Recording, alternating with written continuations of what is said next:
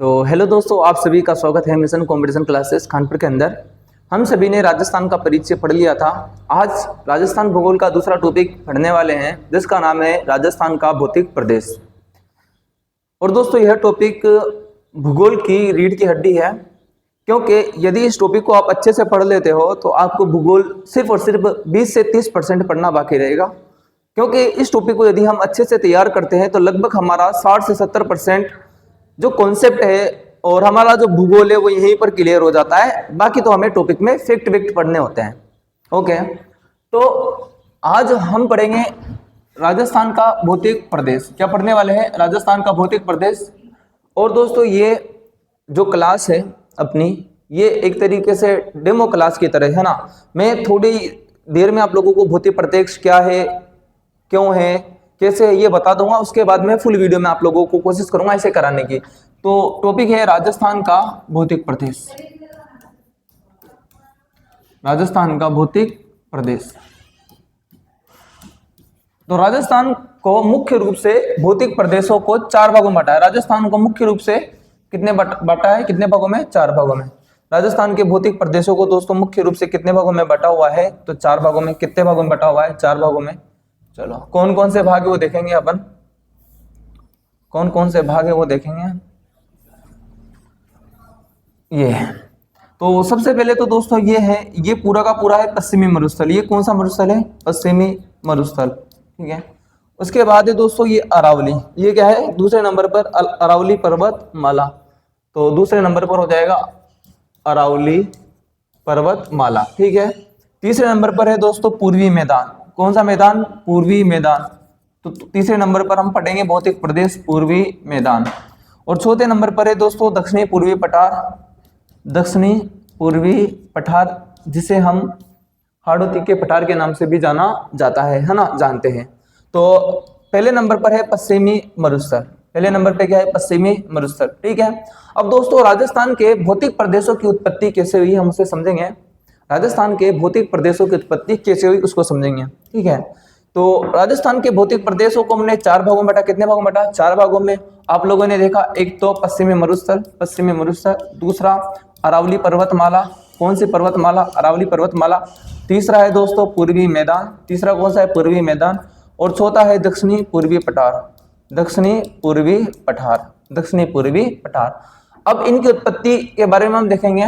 तो दोस्तों 1912 में एक व्यक्ति है जिनका नाम है अल्फ्रेड वेगनर। जिनका नाम क्या है? Alfred Wegener. जिनका नाम क्या है? Alfred Wegener. अल्फ्रेड वेगनर ने एक सिद्धांत दिया जिसका नाम है दोस्तों महाद्वीपीय विस्थापन सिद्धांत। जिस सिद्धांत को क्या बोलते हैं? महाद्वीपीय विस्थापन सिद्धांत। महाद्वीपीय विस्थापन सिद्धांत को किसने दिया? तो अल्फ्रेड वेगनर ने। महाद्वीपीय विस्थापन सिद्धांत किसने दिया? कोई पूछे तो बता देना, अल्फ्रेड वेगनर दिया। अल्फ्रेड वेगनर बोलते हैं कि समस्त पृथ्वी सबसे पहले है ना, आज से करोड़ों वर्ष पहले 2 भागों में बटी हुई थी। समस्त पृथ्वी कितने भागों में बटी हुई थी? 2 भागों में। एक तो दोस्तों भूमिगत भाग था, कठोर भाग था। ठीक है, ये कठोर भाग, भूमिगत भाग, ठोस भाग, इसको बोला दोस्तों पेंजिया। क्या बोला? पेंजिया। जो भूमिगत भाग था दोस्तों ये क्या था? पेंजिया। और एक जो जलीय भाग था, क्या था? जलीय भाग, चारों तरफ जो जल था उसको बोला पेंथालासा। क्या बोला? पेंथालासा। पेंथालासा। ठीक है। तो पेंजिया तो ठोस भाग है और पेंथालासा जलीय भाग है। ओके, ठीक है। ये अल्फ्रेड वेगनर जर्मनी भूगोलवेत्ता था। इन्होंने महाद्वीपीय विस्थापन सिद्धांत दिया और ये बोलते हैं कि समस्त पृथ्वी आज से करोड़ों वर्ष पहले 2 भागों में बटी हुई थी। एक तो महाद्वीपीय भाग, एक महाद्वीपीय भाग था जिसे बोलते हैं पेंजिया, और एक सागरीय भाग था जिसे क्या बोला? पेंथालासा। क्या बोला? पेंथालासा। अब होता क्या है दोस्तों, जो ये पेंजिया है, इस पेंजिया में क्या होता है दोस्तों? गुरुत्वाकर्षण बल और ज्वारीय बल। क्या लगता है? गुरुत्वाकर्षण बल और ज्वारीय बल के कारण ये पेंजिया 2 भागों में बढ़ जाता है। कितने भागों में बढ़ जाता है? 2 भागों में। ये पेंजिया कितने भागों में बढ़ जाता है दोस्तों? 2 भागों में। एक तो दोस्तों ये 2 भागों में बढ़ जाता है, एक तो उत्तर की तरफ बढ़ता है और एक दोस्तों दक्षिण की तरफ। ठीक है, तो ये ऐसा हो गया है ना। ये पेंजिया 2 भागों में बढ़ गया। जो उत्तरी भाग था दोस्तों उसको बोला अंगारा लैंड। इसको क्या बोला? अंगारा लैंड। ठीक है, अंगारा लैंड। और जो दक्षिणी भाग था इसको बोला गोंडवाना लैंड। इसको क्या बोला? गोंडवाना लैंड। गोंडवाना लैंड। और दोस्तों जो बीच में जो जल आ गया, क्या आ गया? जल। ठीक है, इस जल को बोला, इस वाले भाग को, तेतीस सागर। क्या बोला? 33 सागर, 33 सागर। तो आज से करोड़ों वर्ष पहले समस्त पृथ्वी दो भागों में बटी हुई थी, है ना, आप लोगों के। एक तो पेंजिया, एक तो क्या था? पेंजिया, ये पेंजिया था, ठीक है, महाद्वीप विभाग, और ये समुद्री भाग क्या था? पेंथालासा। पेंथालासा में गुरुत्वाकर्षण बल और ज्वारीय बल के कारण दोस्तों दो भागों में बढ़ जाता है, अंगारा लैंड और गोंडवाना लैंड। तो दोस्तों उत्तर के जो भी महाद्वीप है दोस्तों, कौन कौन से महाद्वीप है उत्तर के महाद्वीप कौन कौन से? जैसे कि आप लोग उत्तरी अमेरिका, ठीक है। उत्तरी अमेरिका के अलावा कौन है दोस्तों? यूरोप। कौन है? यूरोप। और उसके अलावा दोस्तों उत्तरी एशिया। इन सब की उत्पत्ति किससे हुई है? तो अंगारा लैंड से हुई। किससे हुई? अंगारा लैंड से। गोंडवाना लैंड के अंदर दोस्तों जैसे कि दक्षिणी अमेरिका, कौन सा हो गया? दक्षिणी अमेरिका। दक्षिण अमेरिका के अलावा अफ्रीका महाद्वीप। कौन सा महाद्वीप? अफ्रीका महाद्वीप, ठीक है। अफ्रीका के महाद्वीप के अलावा आप लोगों के दक्षिणी एशिया। कौन सा एशिया? दक्षिणी एशिया। और दोस्तों अंटार्कटिका, कौन सा? और एक ऑस्ट्रेलिया। एक क्या हो जाएगा? ऑस्ट्रेलिया। ये एक क्या हो जाएगा आप लोगों के? ऑस्ट्रेलिया, ठीक है। इन महाद्वीपों की उत्पत्ति किससे हुई है? गोंडवाना लैंड से। तो ये याद रखना। अब बात की जाएगी राजस्थान की उत्पत्ति कैसे हुई है, तो ये याद रखना, ये आप लोगों के, ये है अफ्रीका। क्या है? अफ्रीका। और दोस्तों ये वाला जो भाग है ना, ये है मान लीजिए एशिया। क्या है? एशिया। तो ऐसा बोला जाता है कि यहां से एक पृथ्वी का टुकड़ा अलग होता है, एक पृथ्वी का टुकड़ा क्या होता है? अलग। और अलग होकर दोस्तों कहां टकराता है? हिमालय। कहां पर? हिमालय। मतलब कि आपके किससे टकराता है? अफ्रीकन प्लेट किससे टकराती है आप लोगों के? तो एशियन प्लेट से टकराती है। और एशियन प्लेट से टकराती है, दोनों आपस में टकराते हैं, तो किसकी उत्पत्ति होती है दोस्तों? हिमालय की उत्पत्ति होती है। किसके? हिमालय की। और दोस्तों ये अफ्रीका किसके अंदर आता है? देखो, अफ्रीका किसका पार्ट है? गोंडवाना लैंड का। किसका? अफ्रीका किसका पार्ट है? गोंडवाना लैंड का। तो ये वाला जो भाग है, ये जाकर यहाँ टकरा जाता है। और दोस्तों ये वाला जो भाग है, मतलब कि जो दक्षिणी एशिया है, जिसके अंदर आता है आप लोगों के भारत। क्या आता है? भारत। तो भारत की उत्पत्ति किससे हुई है? तो भारत की उत्पत्ति किससे हुई है? तो अब भारत की उत्पत्ति हुई है किससे? तो आपके गोंडवाना लैंड से। किससे? गोंडवाना लैंड से। तो राजस्थान भी किसमें है? राजस्थान भी भारत के अंदर। तो राजस्थान की उत्पत्ति किससे हुई है? गोंडवाना लैंड से। अब देखो, राजस्थान की उत्पत्ति के मतलब ये जीटी याद रखना। क्या रखना? जीटी में याद रखना, जी से गोंडवाना लैंड क्या हो जाएगा? गोंडवाना लैंड। राजस्थान की उत्पत्ति में सिर्फ जीटी का योगदान है, गोंडवाना लैंड। और दोस्तों इसके अलावा है एक टी से मैंने बताया था 33 सागर। क्या है? 33 सागर। तो दोस्तों गोंडवाना लैंड से दो चीजें उत्पन्न हुई है जो ऊपरी भाग है, जैसे कि आप लोगों के, एक तो अरावली की उत्पत्ति प्री कैम्ब्रियन युग में, आप लोगों के, है ना, ये। और दोस्तों अरावली किसका भाग है? तो गोंडवाना लैंड का। अरावली किसका भाग है? गोंडवाना लैंड का। उसके अलावा आप लोगों के है दक्षिणी पूर्वी पठार की उत्पत्ति क्रिटेशियस युग में हुई है। और ये किसका भाग है? गोंडवाना लैंड का। किसका भाग है? गोंडवाना लैंड का। उसके बाद है 33 सागर में M² याद रखना। 33 सागर का अवशेष कौन सा है? तो मरुस्थल है और एक मैदान है, पूर्वी मैदान, है ना, पूर्वी मैदान, ठीक है, पूर्वी मैदान।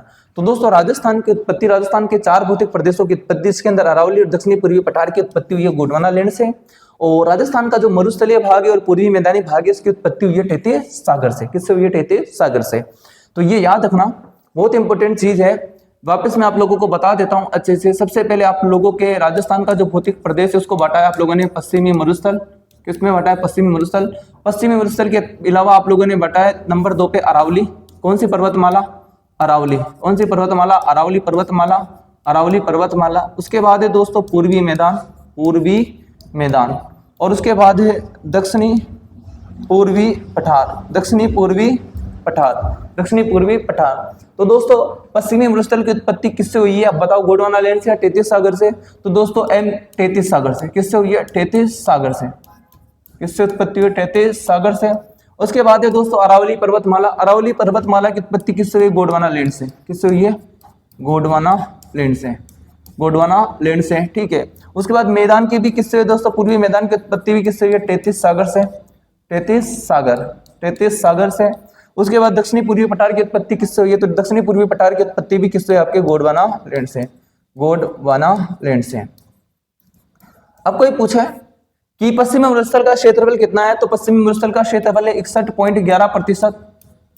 61.11% पश्चिमी मरुस्थल का क्या है दोस्तों, क्षेत्रफल है। और अरावली का क्षेत्रफल कितना है, तो 9% है। कितना प्रतिशत है, 9%। और कोई पूछे आप लोगों से कि पूर्वी मैदान का क्षेत्रफल कितना है, तो 23%। कितना प्रतिशत है, 23%। और दक्षिणी पूर्वी पठार का जो क्षेत्रफल है दोस्तों वो है 6.89%। कितना प्रतिशत है, 6.89%। और दोस्तों कोई पूछे यहाँ जनसंख्या कितनी निवास करती है, तो दोस्तों 61.11 में 40% क्या करती है, जनसंख्या निवास करती है। पश्चिमी मरुस्थल में 61.11 में 40% जनसंख्या निवास करती है। अरावली में दोस्तों 10%, कितनी प्रतिशत जनसंख्या निवास करती है, 10% जनसंख्या निवास करती है। उसके अलावा पूर्वी मैदान में 39%, पूर्वी मैदान में 23% भाग पर 39% जनसंख्या निवास करती है। और दक्षिणी पूर्वी पठार जिसकी उत्पत्ति गोंडवाना लैंड से हुई दोस्तों, ये 6.89% क्षेत्रफल पर 11% जनसंख्या क्या करती है, निवास करती है। क्या करती है, निवास करती है। तो ये बेसिक परिचय है कि पश्चिमी मरुस्थल का क्षेत्रफल 61.11 है, 40% जनसंख्या निवास करती है। उसके अलावा अरावली का 9% क्षेत्रफल है, 10% जनसंख्या निवास करती है। पूर्वी मैदान 23% क्षेत्रफल है जिसमें 39% जनसंख्या निवास करती है। और दक्षिणी पूर्वी पठार 6.89% है और 11% क्या करती है, जनसंख्या निवास करती है। तो दोस्तों आज ये आप लोगों को अच्छे से याद करना इस पॉइंट को, है ना, अच्छे तरीके से। उसके अलावा एक दो और चीजें याद रखना, जैसे कि पश्चिमी मरुस्थल है दोस्तों, क्या है पश्चिमी मरुस्थल, पश्चिमी मरुस्थल के अंदर रेतीली मिट्टी पाई जाती है। कौन सी मिट्टी पाई जाती है, रेतीली मिट्टी पाई जाती है। अरावली के अंदर कौन सी मिट्टी पाई जाती है, तो अरावली के अंदर पाई जाती है पर्वतीय मिट्टी। कौन सी मिट्टी पाई जाती है, पर्वतीय मिट्टी। पूर्वी मैदान की बात करें तो यहाँ कौन सी मिट्टी पाई जाती है, तो यहाँ पर जलोढ़ मृदा पाई जाती है। कौन सी मृदा पाई जाती है, जलोढ़ मृदा। और यदि दक्षिणी पूर्वी पठार या गोंडवाना लैंड की बात की जाए तो दोस्तों यहाँ पर काली मृदा पाई जाती है। कौन सी मिट्टी पाई जाती है, काली मिट्टी, काली मृदा। कौन सी मृदा पाई जाती है, काली मृदा पाई जाती है। तो ये भी याद रखना आप लोगों को, ये छोटी छोटी चीजें आपको याद होना जरूरी है। उसके अलावा कुछ चीजों पर और चर्चा करते हैं। अब दोस्तों इसके अलावा जैसे कि यहाँ जलवायु कैसी है, तो पश्चिमी मरुस्थल के अंदर दो प्रकार की जलवायु पाई जाती है, शुष्क और अर्धशुष्क। पश्चिमी मरुस्थल के अंदर कैसी जलवायु पाई जाती है, शुष्क और अर्धशुष्क जलवायु पाई जाती है। पश्चिमी मरुस्थल में शुष्क और अर्धशुष्क जलवायु पाई जाती है। और उसके अलावा दोस्तों अरावली में कौन सी जलवायु पाई जाती है, तो अरावली में उपाद्र जलवायु पाई जाती है। कौन सी जलवायु, उपाद्र जलवायु। और दोस्तों पूर्वी मैदान में आर्द्र जलवायु पाई जाती है। कैसी जलवायु पाई जाती है, आर्द्र। और दक्षिणी पूर्वी पठार में कौन सी जलवायु पाई जाती है, अति आर्द्र जलवायु। कैसी जलवायु पाई जाती है, अति आर्द्र जलवायु पाई जाती है। यदि बात की जाए वर्षा, तो दोस्तों यहाँ वर्षा होती है 0 से 40 सेंटीमीटर। पश्चिमी मरुस्थल में कितने सेंटीमीटर वर्षा होती है, 0 से 40। और अरावली पर होती है दोस्तों आप लोगों के लगभग 40 से 60 सेंटीमीटर वर्षा होती है। ठीक है। पूर्वी मैदान में कितनी होती है, तो पूर्वी मैदान में होती है 60 से 80 सेंटीमीटर वर्षा। और दोस्तों अति आर्द्र या दक्षिणी पूर्वी पठार में होती है 80 से 120 सेंटीमीटर वर्षा। तो दोस्तों ये राजस्थान के भौतिक प्रदेश के संबंधित कुछ जानकारी है, इसे आप अच्छे से याद करना। आज की क्लास में इतना ही काफी है। जो अगली क्लास आएगी उसके अंदर फुल डिटेल होगी, अच्छे से जानकारी होगी। और उस क्लास में हम राजस्थान के परिचय का मेरे नोट्स के माध्यम से फुल रिवीजन करेंगे। और दोस्तों इस क्लास के अंदर ये बेसिक चीजें हैं, इसे आप अच्छे से याद कर लेना। फिर दोस्तों मैं अपने नोट्स और हरिमोहन सक्सेना की बुक से आपको अच्छे से क्लियर करा दूंगा। आप सभी का धन्यवाद। वीडियो को लाइक करके चैनल को सब्सक्राइब करें। Thank you so much.